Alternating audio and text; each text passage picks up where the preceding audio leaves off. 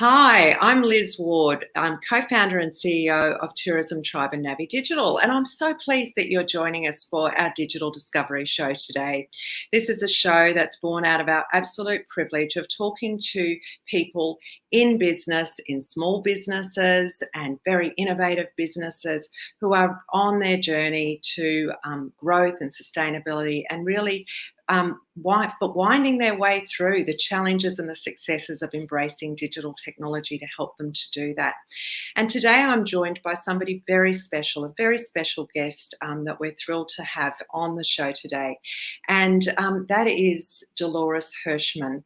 And Dolores is the founder and the Chief Clarity Officer of Masters in Clarity. And you might be thinking, what is that about?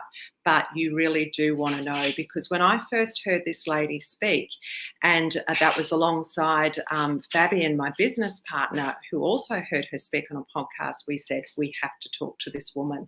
So let me tell you a little bit about Dolores before I bring her onto the show. And Dolores is an internationally recognised strategist and coach, and she has been a remote employee and running a virtual business for over 20 years and a business owner. So well before it became fashionable in COVID. She helps clients clarify their idea worth sharing, design their communication strategies and implement business growth systems. And her clients become speakers, superstar authors, so that they can take their message to their audiences on shows like TEDx and beyond. Dolores works through coaching, workshops, one-on-one coaching, as well as public speaking herself. And she's a writer as well. She's coming to us from Massachusetts, and that's exciting in itself to have that external international perspective from the US. But you will hear when you listen to Dolores that she also has another international background as well, and that is that she was born in Argentina originally. Buenos Aires, and went to university in Argentina. So Dolores speaks Spanish fluently, and English and French, and is a mum of 4, a very busy household as well, and with her husband living in Massachusetts. So please welcome Dolores to a very special show, which we are calling the Masterclass with the Master in Clarity. Hello, everybody. Hi, Liz. Hi, so glad to have you here. It's been awesome to reconnect with you recently after we spent quite a bit of time together with you coaching Fabian and I, and that was just such a valuable period of time that we had with our early mornings with a cup of tea and your late afternoons on the east coast of the States. But welcome. It's just so lovely to have you here and to see you in your gorgeous winter home there at the slopes with the fireplace behind you. So great. So if I could start by what we'd love to do, I'd love to ask you a few questions. Yes, I do have some questions in the bag ready to go, but I know that we will end up jumping around. And ultimately what I'd love to do is to be able to surface some of the great ideas and guidance that you do share with people. And I know you can't help yourself in this situation, that you will want to share because you're helping people all the time. But I thought to give people an idea of, your journey, why you're doing what you do now and what that journey has looked like since way back when you went to university. Could you give us a bit of a potted history? First of all, tell us what you do and then how you got there. Absolutely. So what I do in a nutshell is I help my clients, which are small business owners, unlock their message so they can unlock their business growth. Sometimes we feel that we are just confusing the audience every time we speak, and many times we do. So by clarifying our core value proposition, what we offer to the world, we start attracting and converting that attention, right? But let me take you back to kind of my beginning. I wanted to be an actress. Originally, I wanted to be an actress. And my dad said, great, go to business school and then we can talk. And so that's always a funny story that I tell. But but in some ways I'm a creative. And going to business school, while it was hard, it wasn't exactly what I wanted to do. It was a great starter of my career, and it was a great way for me to find a framework and then understand, how can we turn our ideas and our creation into something viable for the world, whether it's a business or a product or a nonprofit or a movement in whatever form it takes. But it's about in some ways, the discipline that creatives need to funnel that energy. And so, as I said, I am a creative and I like thinking forward. I mean, I've been called a visionary or a futurist. And interesting, like what I do right now is not the end. I hope it's not the end, but it's kind of the coming full circle with what I started. And by no means was this intentional or linear. Sometimes the journey just shows you the way. So when I graduated from university, I was fascinated by the internet. Now I am 48 years old, and when I graduated from university, it was 1996. Just to give you a little bit of perspective, Amazon didn't exist. Social media wasn't even a word. We had yet to buy anything online, and the internet was mostly being used for exchanging of information, very much into academics and really for connecting with people worldwide. And so what I do now, as part of helping business owners communicate pretty much online. All of my clients are online. They used to be online before, but now with COVID, they definitely are. And so that research that I did back in 1996 kind of put me in a trajectory of curiosity of always being connected with what was possible digitally. And so right now, as I evolve, I recognize that while my journey was not linear, and in many points of my life, I was wondering, what am I up to? Really, what is my backbone? What do I stand for?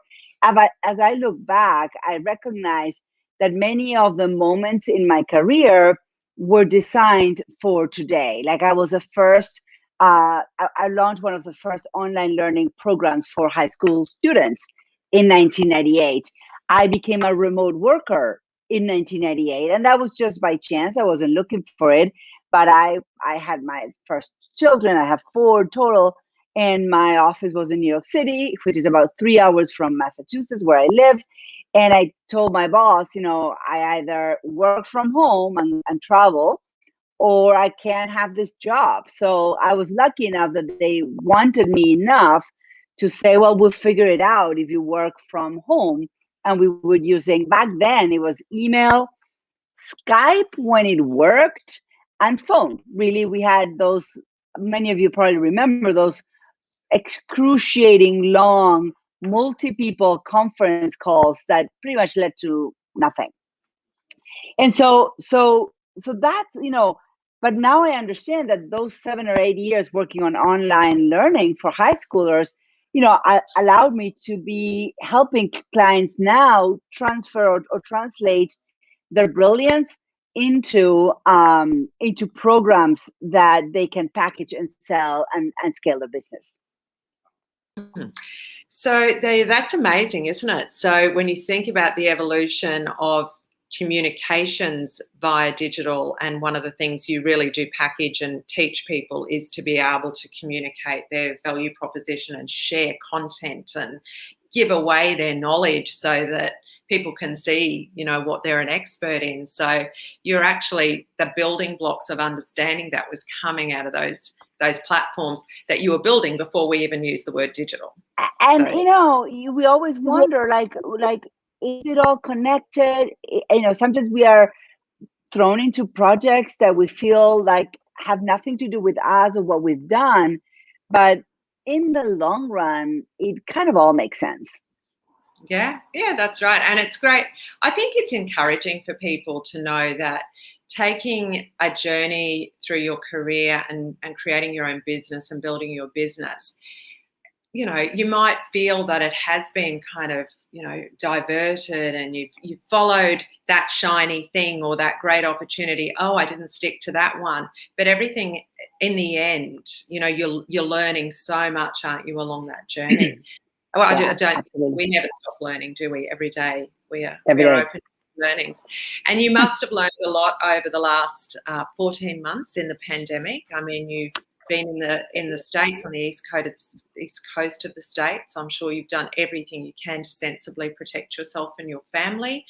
But you've been surviving one of the most unpredictable and unforgiving global situations we've seen in our lifetime.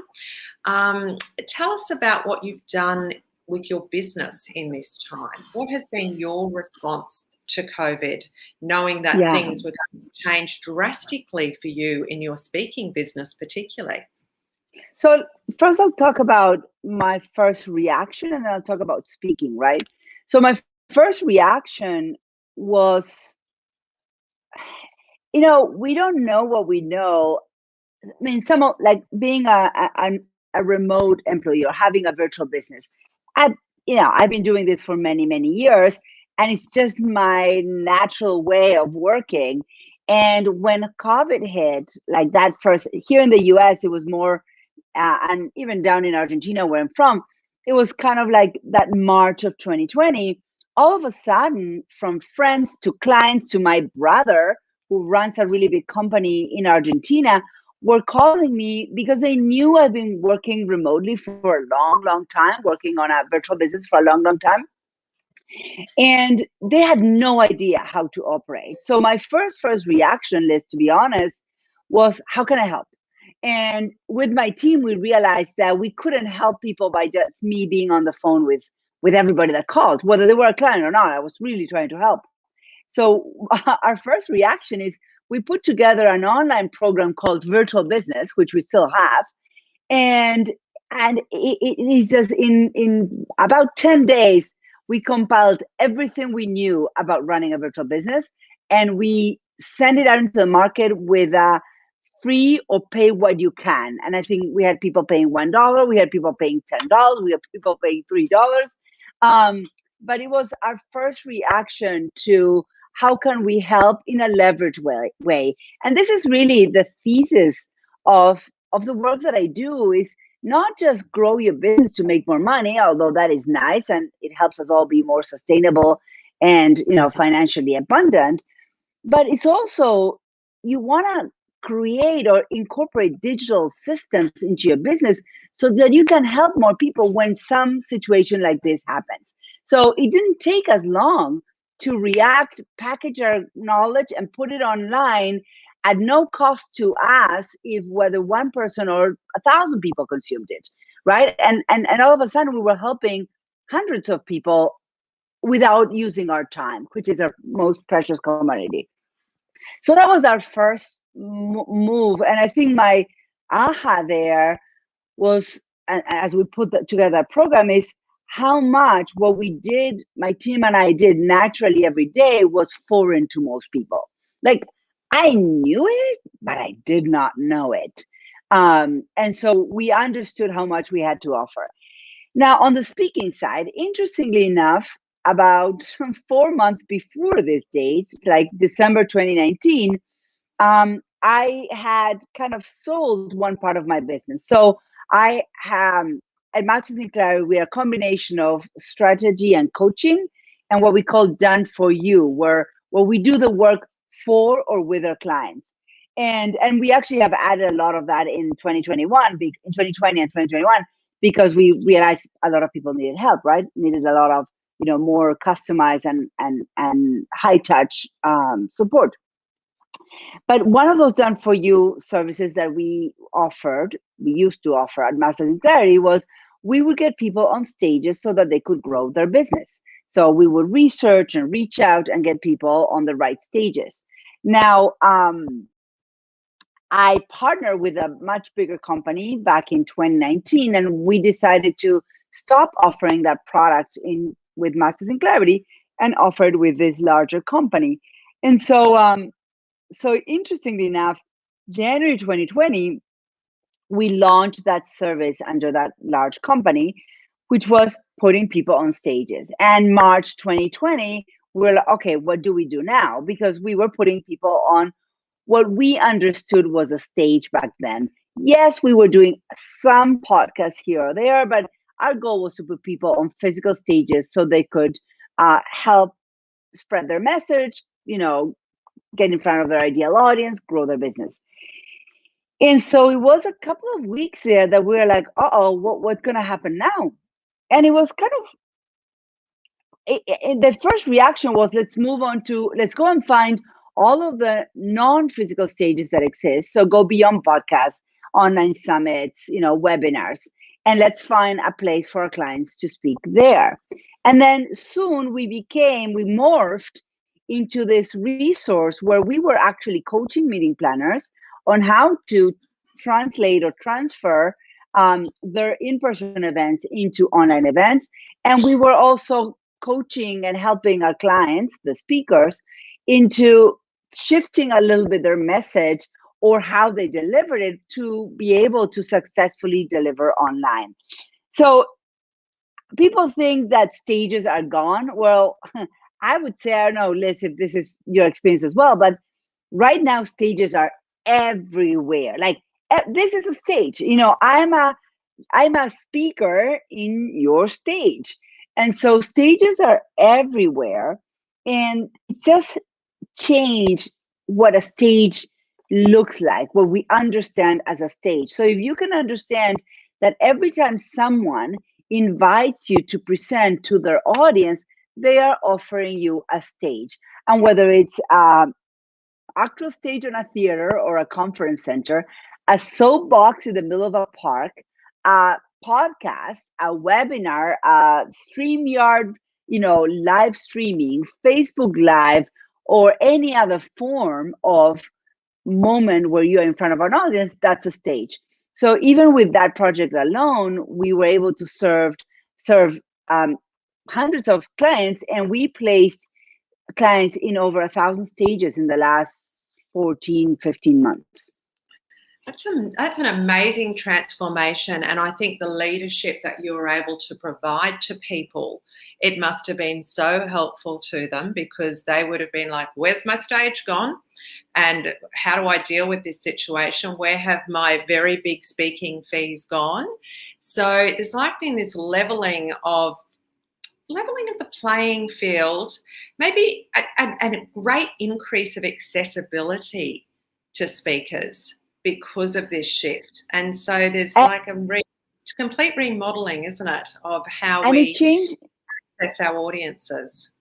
And it changed the model of speaking from I'm going to speak to make money in that moment to I'm going to speak to have a first date so that these people now know that I exist, and then I can go into a deeper trust-based relationship through my products and the programs that I offer. So it enabled a much longer relationship.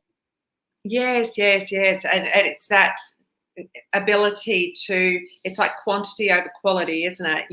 I mightn't have 1,000 or 3,000 people in front of me, but my ability to connect with them afterwards was always dependent on, it was a pretty tough gig, wasn't it? Because you had to get them to want to connect with you or give you some kind of contact details to be able to reach out to them.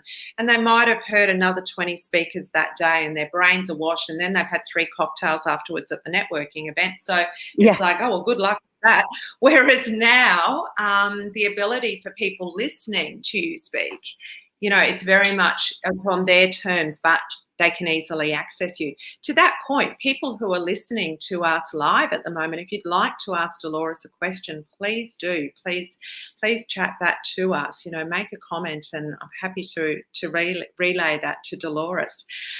So that's great. I'm so pleased. So your business, basically, the upshot of this is you're very busy and your business has thrived, and you've grown as a result. So you're one of the growth stories, and we get that. And what I think is it's the same for our business as well, because we had the digital infrastructure in place to be able to deliver online our communications, our products, our services. We're already doing that.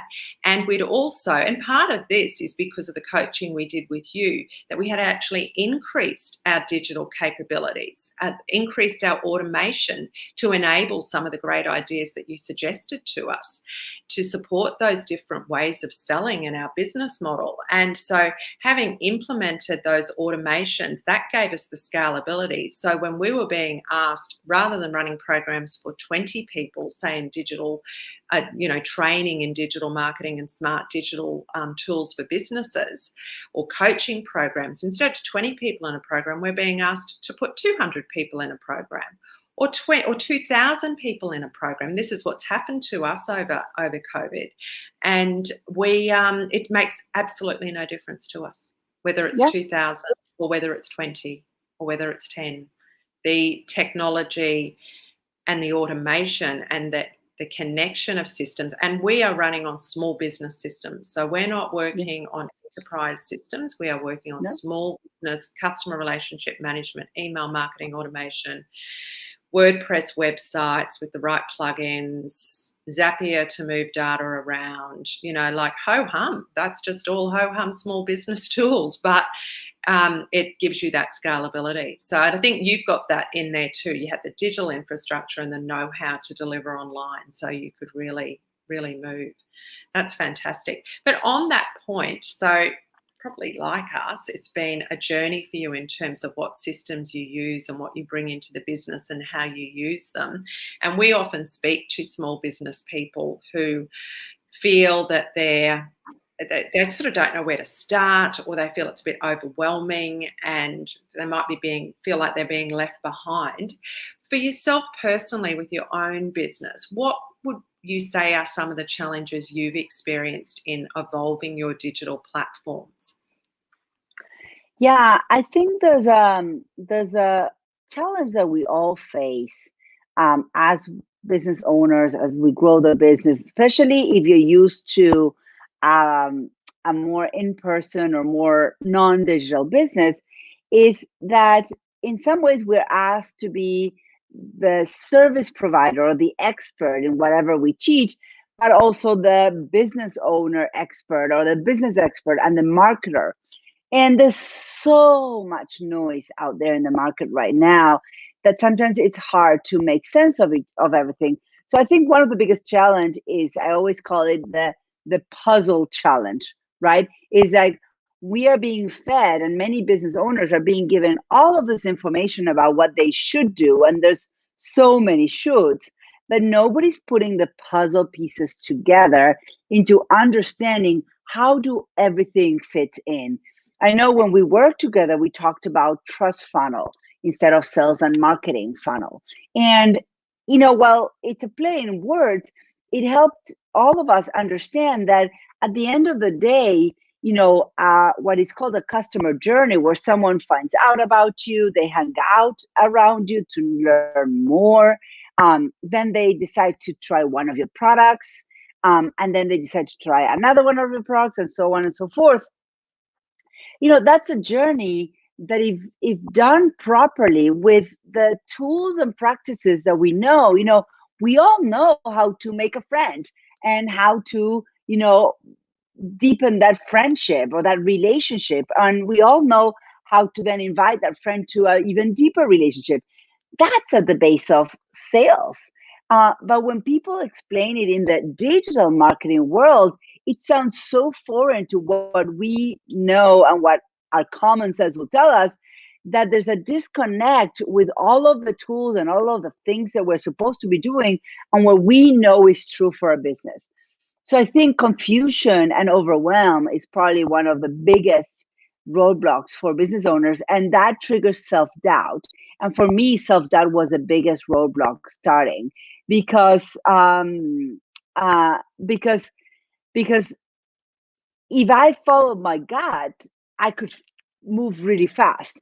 But if I listen to my intuition and then compare to what everybody else was doing and what the experts were telling me to do, my gut looked a lot more simple, a lot more practical than all of the difficult jargon language that people were using. But when you understand that getting a customer is like dating, or that getting a customer is, again, like finding a friend and deepening the relationship and then inviting them to go deeper, then you can start placing all of that complex insight into the right buckets and start really understanding that it's not that hard after all.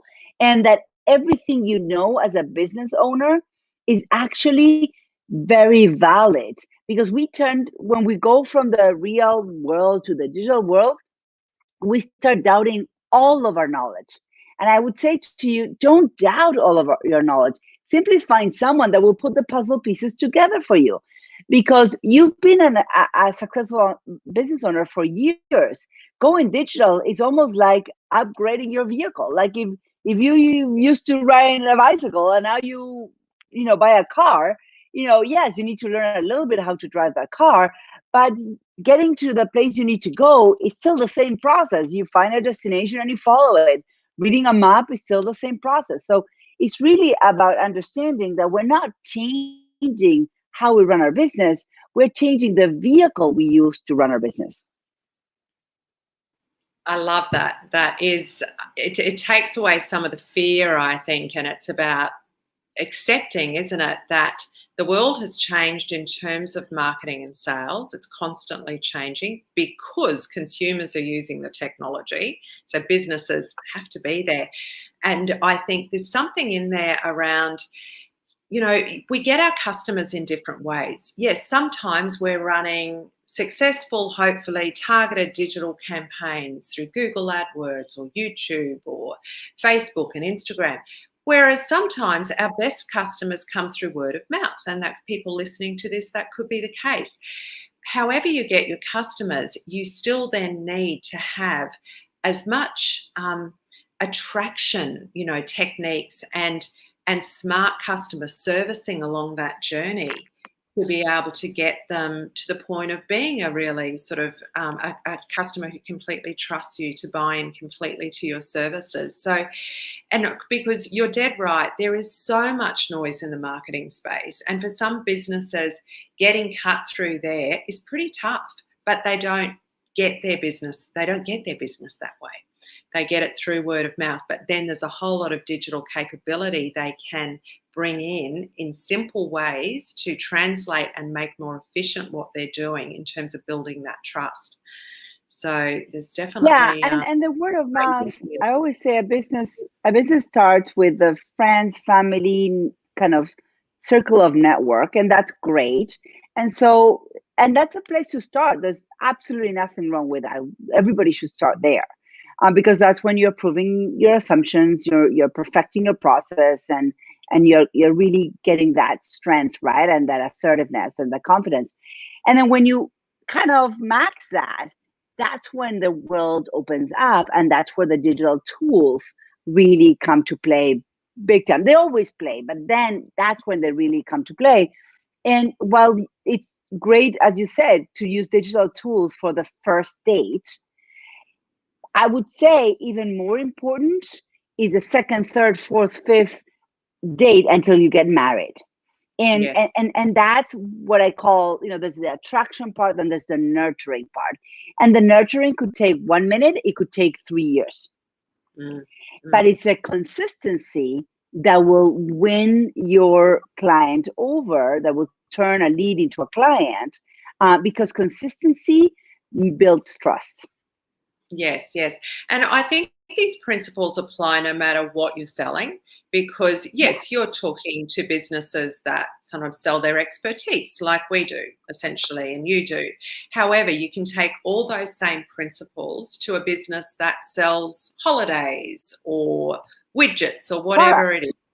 Whatever it is, it's still building that trust and taking them on that journey with little tastes of what you have to offer, to keep them moving along with you. It's exactly the same principle, isn't it? It's great. So we've started to move into some of your secret sauce in terms of, as the master in clarity, and you run your master classes, so on to the sort of building strategy and doing it for them, services and training and coaching that you do. When it comes to embracing digital to improve inner workings of a business, or really help them to move forward and find their, you've helped them find their clarity about what they do, how do they actually implement?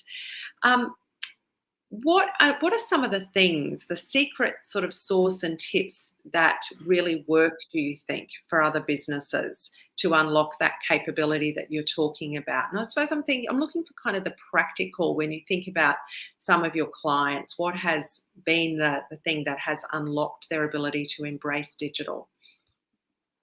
Yeah, so I think that pain point of that kind of also happened to us back in March and April, is that pain point and desire to help more people, but knowing that you're limited unless you fully embrace digital. So that's kind of a first driver. And so it's also, as you were talking about, the small business toolbox, right? Whether the Zapier and the CMSs and the Zooms and all that, is understanding that you don't have to do it all, and understanding what you love to do. I know, Liz, you and Fabi found me through a podcast, and I'm a guest in podcasts all the time. Why? Because I love to talk. I will talk with people all day long. So it comes very easy to me to do that. So it's finding those things that you love to do, that you're really good at, and looking at the digital version of those, so that you can have a consistent marketing, attraction strategy that doesn't feel heavy or overwhelming. And again, it's not necessarily embracing every digital tool that there is, but finding the one tool for every single element in your business that will help you scale and leverage your time. So we're talking about focus then. Selecting the channels. Less is more. Yes. And I right now there are a lot of businesses scratching their head about the role of social media in their business. They're like, well, what's happened over the last couple of years? I used to be able to post things on Facebook or Instagram, and people liked them and reacted to them, and my audience size was just organically growing, and everything's gone and just sort of slowed down because of the algorithm changes. And they're asking themselves the role of it in their business, and we're saying, we've now got to shift to this quantity over quality thinking when it comes to social media and how we can actually engage. If we have attracted them to us because they like what we're talking about on those social channels, be it a reel on Instagram or a great blog post you've shared on Facebook, and they are wanting to talk to us, it's about that getting straight onto that engagement with them and creating that conversation. And treating it, starting to really respect those channels as communication channels when it comes to organic, as opposed to marketing channels. I'll just sort of say that because I just think it's something that it's really prevalent at the moment when we hear from our clients about what are their goals, and one of the top three is always, how do I use social media at the moment in my business, even though they've been in business for 10 years. So things are changing, and it's about selecting the wins and focusing your energy, isn't it? And and going deep in a tool versus trying to be everywhere. Yes. Same for social media. I'd rather you own a platform than try to be in every platform. Yes.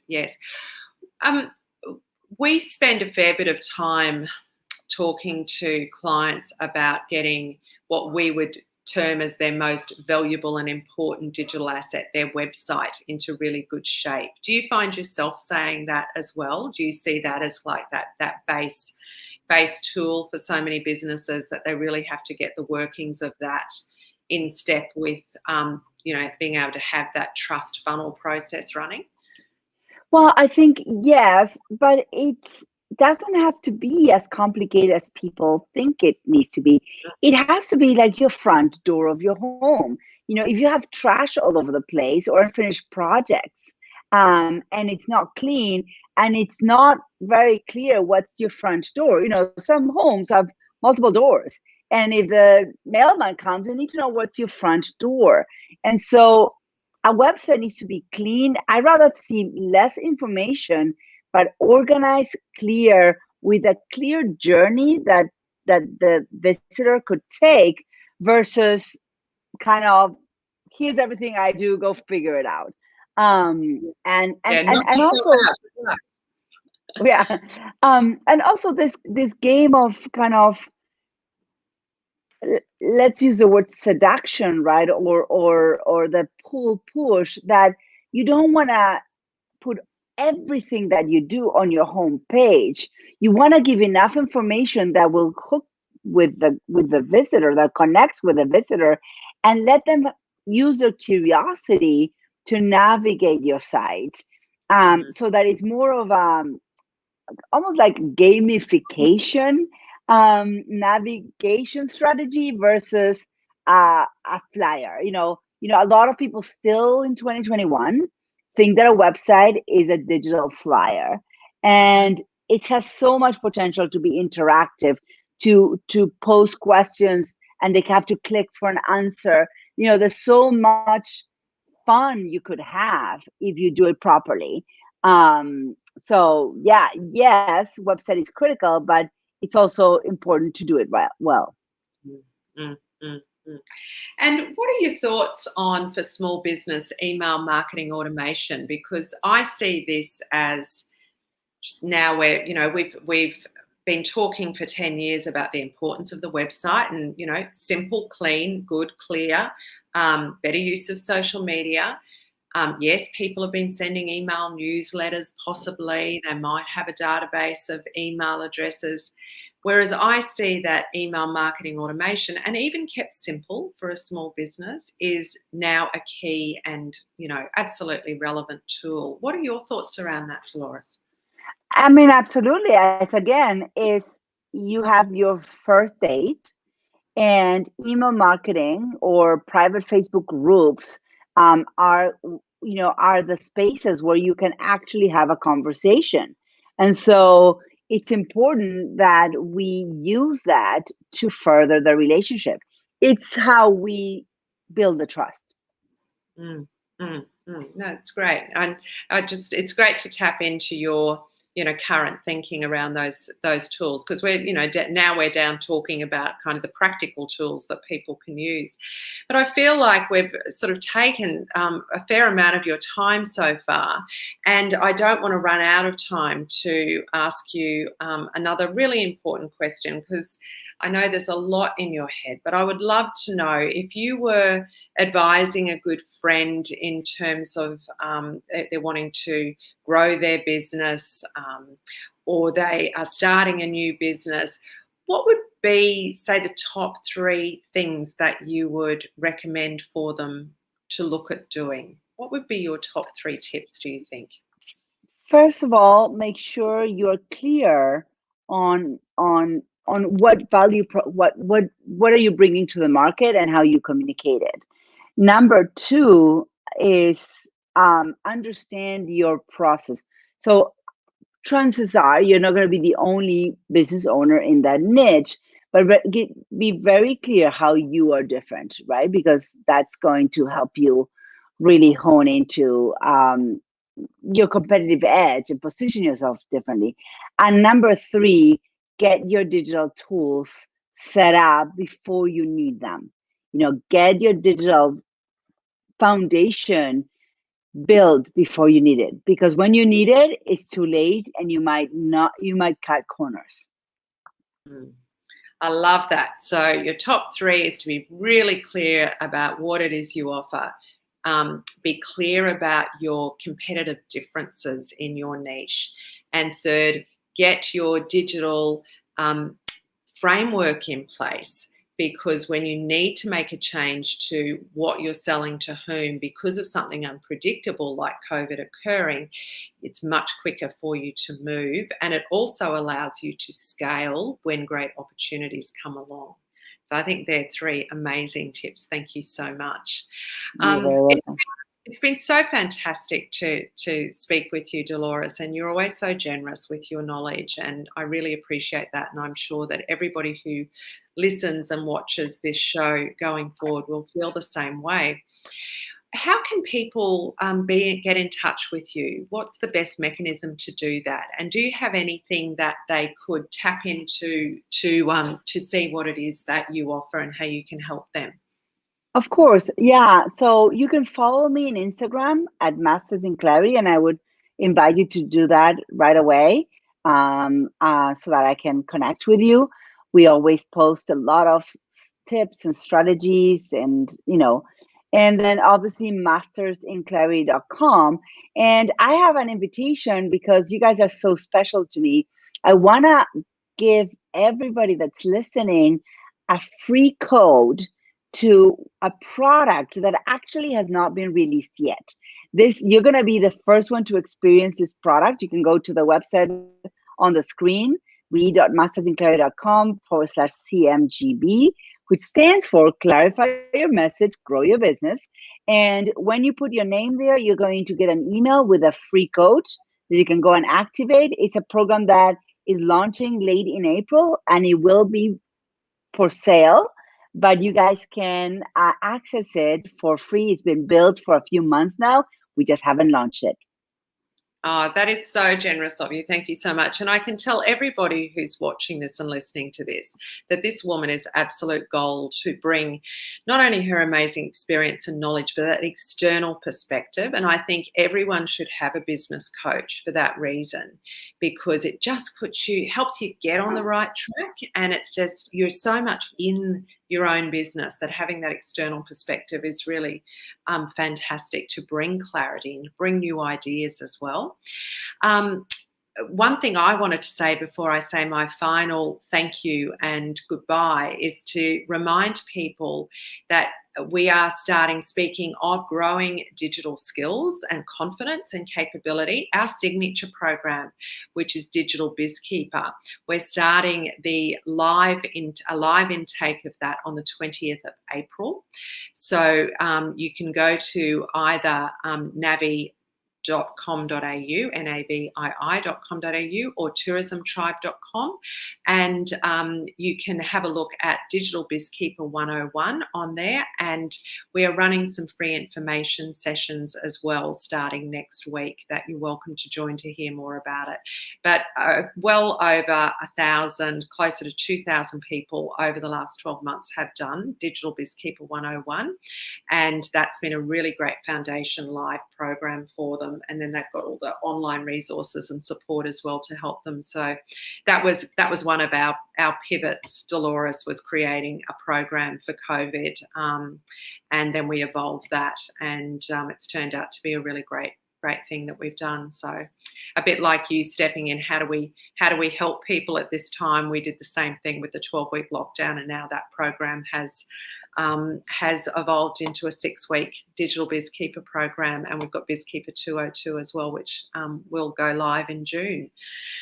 So all great stuff. A lot of progress, yeah. Yeah, a lot of progress, and we've all got to keep moving, have we? Even if it's in a different direction to what we thought it was going to be. So once again, my absolute heartfelt thanks to you, Dolores, for everything you've done to help us, but also for your time and sharing your knowledge in this interview today. It's been lovely to have you, and our Digital Discovery Show watchers and listeners will have really appreciated that. So thank you so much. Thank you so much, Liz, for having me. Bye.